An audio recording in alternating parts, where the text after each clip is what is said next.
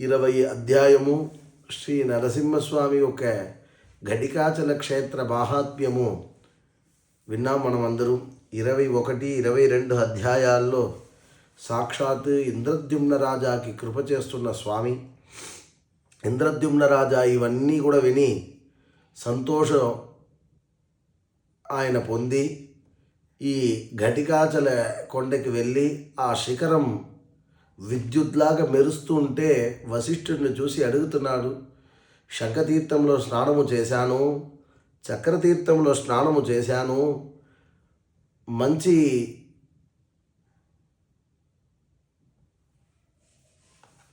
అనుగ్రహం అంతా చేసిన ఈ స్వామి ఇక్కడ ఏదో విద్యుత్లాగా మెరుస్తుందే, ఈ విశేషమైతే ఏమని చెప్పి అడిగితే, ఒకప్పుడు మానస సరస్సు నుంచి హంసపక్షి ఈ దారిలో బ్రహ్మ కొరకు తామర పువ్వుని ఆ చెట్టుతో కలిసి తీసుకొని వెళ్తూ ఉంటే ఈ శిఖరము పైన పడిపోయిన ఆ శిఖరంలో పడిన ఆ పువ్వుతో కలిసిన ఆ విశేషమైన ఆ చెట్టుని తీస్తుంటే అది తీయలేకపోయిన ఆ హంసపక్షి స్వామిని చూసి స్తోత్రం చేస్తుంది.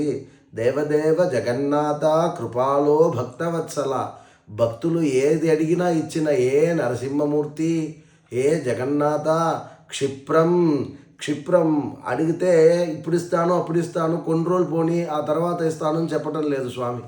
ఎప్పుడు ఎవరు భక్తితో ప్రార్థన చేస్తున్నారో ఆ క్షణమే ఇస్తున్నాడంట. అందుకోసం ఇచ్చే ఆ స్వామి నా కోరికను నెరవేర్చాలని చెప్పి స్తోత్రాలు చేస్తే స్వామి అక్కడ నేరుగా ప్రత్యక్ష దర్శనమిచ్చారు ఆ హంసపక్షికి. ఇచ్చి వరం వరయ భద్రంతే వినానాల గ్రహాధరం, నువ్వు ఈ తామరపూతో కలిసిన ఈ చెట్టుని తప్ప, ఈ నాళాన్ని తప్ప ఏది అడిగినా నేను ఇచ్చేస్తానని చెప్తే, దాన్ని మాత్రం అడగకు, హిరణ్యకశిపుని సంహారం చేసి ఆ హిరణ్యకశిపు యొక్క శరీరాన్ని ఎట్లా ఆభరణముగా నేను వేసుకున్నానో ఆ మాదిరిగా ఈ ఘటికాద్రి కొండకి, ఈ ఆలయానికి ఇది మెరుస్తుంది, ఈ హేమకోటి విమానం పైన ఇది మెరుస్తూ ఉంది, అందుకోసం నేను ఇది ఇక్కడే ఉండాలనుకుంటున్నాను అని చెప్తే, స్వామి మీరు చెప్పిన తర్వాత నేను మళ్ళా దానిపైన ఆశపడతానా, మీరు ఎట్లంటే అదే మాదిరిగానే నేను ప్రవర్తిస్తాను హంసపక్షి చెప్పగా, స్వామి సర్వేషామపి వాహనాం ముఖ్యత్వం ప్రభవిష్యసి, నీ వాహనానికి చాలా ముఖ్యత్వం ఇస్తాను, ఎవరైతే నీ వాహనంలో నేను వచ్చినప్పుడు విశేషమైన ప్రసాదాల్ని నాకు ఇస్తారో వాళ్ళందరికీ కూడా అప్పుడు పాపాలని పోగొడతాను. ఇక్కడ పక్కన ఉన్న ఈ తీర్థం పేరు హంసతీర్థం అనే పేరు పెడతాను. ఈ హంసతీర్థంలో ఎవరైతే స్నానం చేస్తారో వాళ్ళందరికీ పాపాలు పోగొడతాను. నువ్వు చేసిన ఈ స్తోత్రం ఎవరైతే చెప్తారో వాళ్ళు అడిగిన కార్యాన్ని అంతా సిద్ధింపచేసి పెడతానని చెప్పి వరం ఇచ్చిన విశేషమైన క్షేత్రం ఇది. నువ్వు కూడా ఆ హంసతీర్థంలో స్నానం ఆచరించు అని చెప్పి వశిష్ఠ మహర్షి చెప్పగా, ఇంద్రద్యుమ్న మహారాజా అదే మాదిరి స్నానము ఆచరించి ఈ క్షేత్రంలో ఉన్న విశేషాన్ని చూసి చాలా సంతోషిస్తున్నారు. భూతప్రేత పిశాచాది బ్రహ్మరాక్షస రక్షసాం, భూతప్రేతాలు కూడా ఇక్కడికి వస్తే భయపడి వణిగి నించోడి ఉంటుందంట. ఆభిచార దోషాన్ని అంతా కూడా స్వామి తీర్థప్రోక్షణ మాత్రమే దాన్ని పోగొడుతున్నాడంట. అదే మాదిరి ఇక్కడ వేదాలంతా ఎప్పుడు వినిపిస్తూ ఉందంట.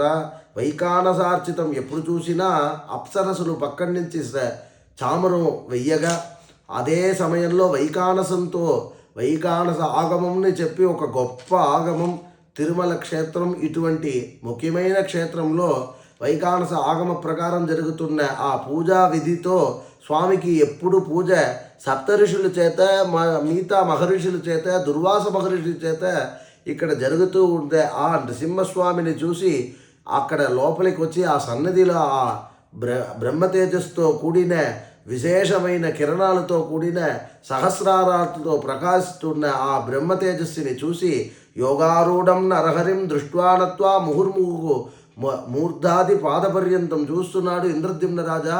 చూసి రోమాంచితం, ఆయనకి ఒళ్ళంతా వణిగి స్వామి పైన భక్తి వచ్చి కంట్లో నీళ్లు రాగా ఆనంద బాష్పాలతో కూడి ఆయన స్తోత్రము నరసింహస్వామి గురించి చేస్తూ ఉన్నారు 21 అధ్యాయంలో. ఆ ప్రకారముగా నరసింహస్వామిని చూసి చేసిన ఆయన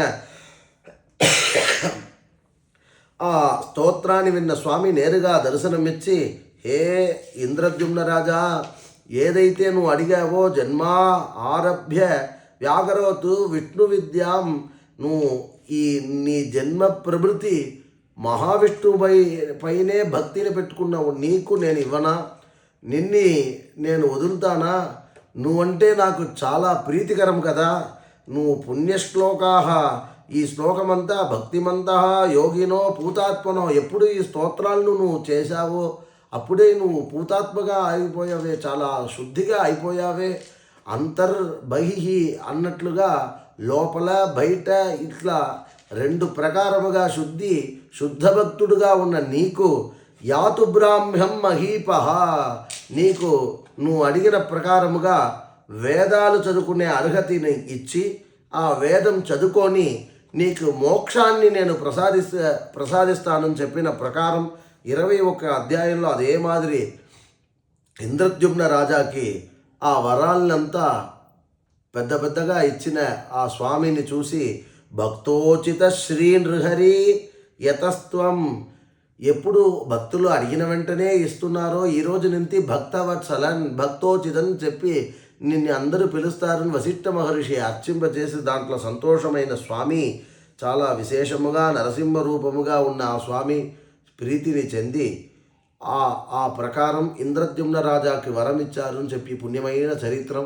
దీన్ని విన్న ఋషులందరూ కూడా చాలా సంతోషము పొంది పఠతాం శృణ్వతాం బ్రహ్మణ్ మాహాత్మ్యం లిఖితామపి, ఎవరైతే చదువుతారో, ఎవరైతే దీన్ని రాస్తారో, ఎవరైతే ఈ పుస్తకానికి అర్చన చేస్తారో, ఎవరైతే భక్తితో నరసింహస్వామిని ఆంజనేయ స్వామిని అమృతవల్లి అమ్మవారిని మనసులో ఉంచుకొని వింటారో వాళ్ళందరికీ కూడా ఈ నరసింహస్వామి యొక్క పరిపూర్ణ అనుగ్రహం దొరుకుతుంది, అదే మాదిరి దీర్ఘాయుసు దొరుకుతుంది అని చెప్పిన ఆ ఋషులందరూ సంతోషింపజేసి హేమశిలా పృష్ఠే హరిర్ బభూవహ, స్వామి అక్కడ ప్రకాశిస్తూ ఉండే ఆ స్వామిని ఎవరైతే చూస్తారో, ఎవరైతే ఈ కథని వింటారో, ఎవరైతే ఆ స్వామిని ధ్యానం చేస్తారో వాళ్ళందరికీ కూడా ఈ ఫలితాన్ని ఇస్తున్నారు. అదే మాదిరిగా స్వామికి వైకానసేభ్యస్వాం పూజాం అనుగృహ్ణాతి శాశ్వత, స్వామి ఎప్పుడు వైకానస ఆగమ ప్రకారముగా ఈ పూజలు జరగాలని శాశ్వతంగా వైకానస ఆగమానికి అనుగ్రహం చేసిన ప్రకారముగా ఈ నరసింహస్వామి ఈ 22 అధ్యాయాల్ని విన్న అందరికీ సాక్షాత్ చతుర్ముఖ బ్రహ్మావే ఋషులకి చెప్పిన ఈ కథని వశిష్ఠులు ఈ మాదిరి పుణ్య ఋషుల చేత ఇంద్రద్యుమ్న రాజా తెలుసుకున్న ఆ పుణ్యకథల్ని ఎవరైతే వింటారో దీర్ఘాయుసుతో భగవాను అనుగ్రహంతో భగవంతుడి యొక్క పరిపూర్ణ ఆశీస్సులతో వాళ్ళు అనుకున్న ప్రార్థనమంతా నెరవేరి దీర్ఘాయుసుని పొందుతారని దీనికి ఫలశ్రుతి కూడా ఇక్కడే చెప్పి ఉన్నారు. ఆ ప్రకారముగా అన్ని భక్తులు శ్రీ నరసింహస్వామి యొక్క పరిపూర్ణ అనుగ్రహాన్ని పొందాలి అని చెప్పి 22 అధ్యాయం ద్రావిడ భాషలో తెలుగులో దీన్ని చాలా ఎంత సారముగా చెప్పాలో అంత సారముగా చెప్పి భక్తులందరికీ ఈ మహాత్మ్యం తెలియాలి, ఈ హిస్టరీ తెలియాలి అని చెప్పి దీన్ని ఎవిడెన్స్ తోటి ఎట్లా ఇది ఉందో అదే ప్రకారముగా ఆ శ్లోకాల్లో ఏముందో ఆ ప్రకారముగానే చెప్పి ఇక్కడ అన్ని విశేషమైన ప్రార్థనలు కూడా దేవుడు ఇస్తున్నాడు అన్న ప్రకారం ఇక్కడ వచ్చే భక్తులందరూ ఈ కథని విని ఇక్కడ వచ్చినప్పుడు ఈ మాదిరిగా భగవానికి ఆరాధన చేసి అందరూ నరసింహస్వామి యొక్క పరిపూర్ణ అనుగ్రహం, శ్రీ ఆంజనేయ స్వామి యొక్క పరిపూర్ణ అనుగ్రహాన్ని పొందవలసిందిగా కోరుతున్నాము. స్వస్తి ప్రజాభ్య పరిపాలయంతాం న్యాయేన మార్గేణ మహిమహేష గోబ్రాహ్మణేభ్య శుభమస్తు నిత్యం. లోకా సమస్తా సుఖినో భవంతు.